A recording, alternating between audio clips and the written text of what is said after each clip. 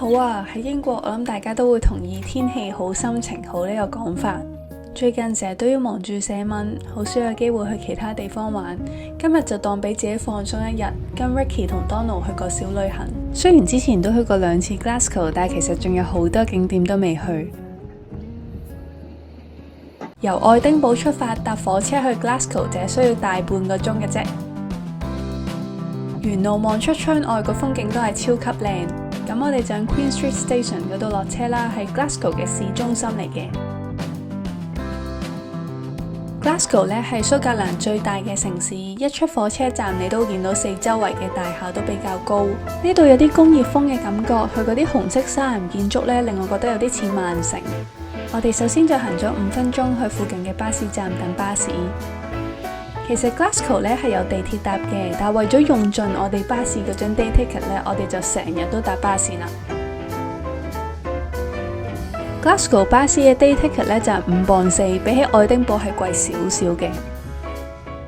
第一站咧，我哋要去嘅就係格拉斯哥大學，佢係一間已經有500幾年歷史嘅名牌大學，佢個校園超級靚。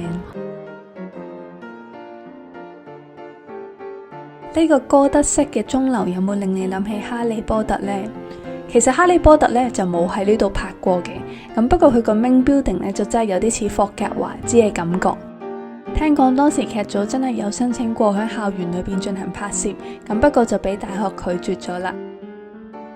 成日都會幻想如果我可以向一間歷史悠久嘅大學讀書就好啦，咁但係一諗起我要再寫多次份 dissertation 咧，我就打消咗呢個念頭。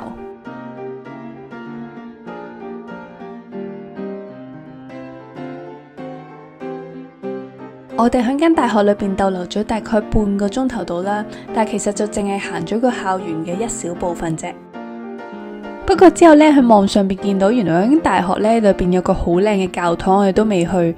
如果你哋之後去嘅話咧，都可以去埋參觀。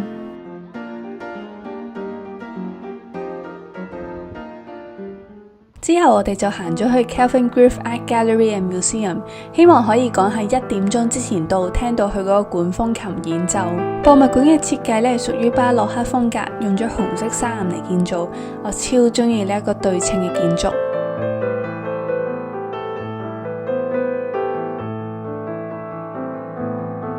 門口仲用咗旋轉門嘅設計，好有古典嘅感覺。我哋到咗之後，大概10分鐘就開始有管風琴演奏，演奏嘅全程大概半個零鐘度。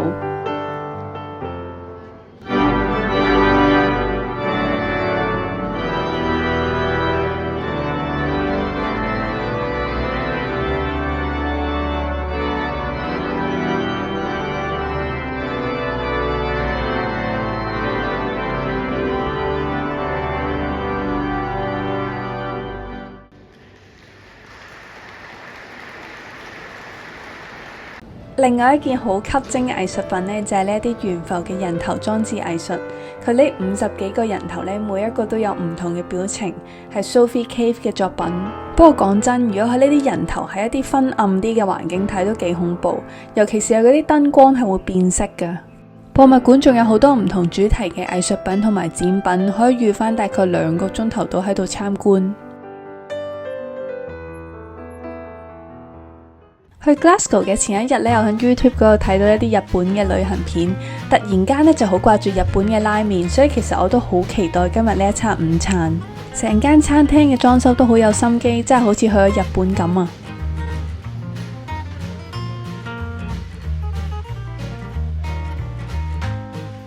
你睇呢個就係 Donald 咧拍 YouTube 嗰啲花絮片段。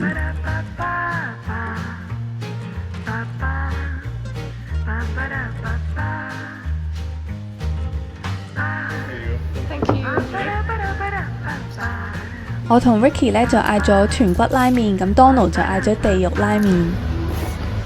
有啲辣。不過略嫌個拉麵嘅湯底唔夠濃味，佢嗰啲豚骨味咧都唔係好夠重。喺出發去睇高地牛之前呢，我哋先去超市買一啲紅蘿蔔先，希望等陣就可以用佢哋嚟討好啲牛啦。跟住我哋就去咗搭巴士出發去郊野公園啦。我哋嗰日呢咁啱去嗰啲景點，全部都係搭3號巴士就可以去到，車程就大概30到40分鐘到啦。落車之後就行多10零分鐘。行咗入郊野公園之後呢，成個環境都好舒服，藍色嘅天空再加埋青青草地，即係好似你以前嗰啲 Window wallpaper 咁樣。有時出走下郊外真係可以放鬆心情。我哋今次都算係好好彩啦，有幾隻高地牛呢都行到埋嚟好近。呢一次係我第一次見到高地牛。同學，你做乜唔剪頭髮啊？同學，原來呢高地牛係有2層嘅毛髮，出邊嗰層呢就又粗又可以防水，而入邊嗰層呢就比較短啲，同埋比較柔軟一啲，可以幫佢哋保暖。同埋除咗啡色嘅高地牛之外呢，佢哋有啲牛嘅毛髮係黃色啊、黑色啊咁樣噶喎。我哋俾一個黑色牛食，佢食咗啦，佢食咗啦，勁快食咗啦。你睇唔睇到我哋？佢隻眼喺邊啊？其實佢但係佢有睇到噶，好犀利喎！佢係聞落去，哎呦，跌咗！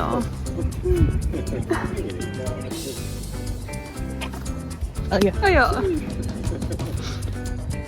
食唔食到啫？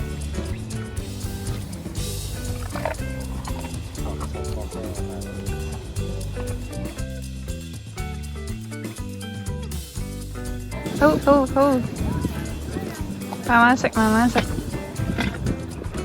佢哋食嘢真係好大聲。係啊，好似成個水桶咁樣食落去咯。睇住呢隻牛喺度思考牛身嘅時候呢，我都會覺得啊，自己應該要慢翻落嚟，唔好將自己逼得太緊。不過呢啲道理都係講咗容易，做就難啊。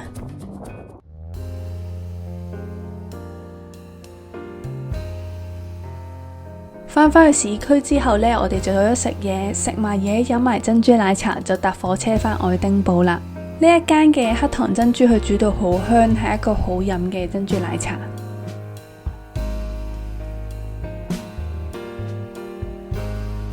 今日嘅行程完全係我幻想之中嘅英國生活，希望之後可以多啲去唔同嘅景點，繼續對呢個地方充滿好奇。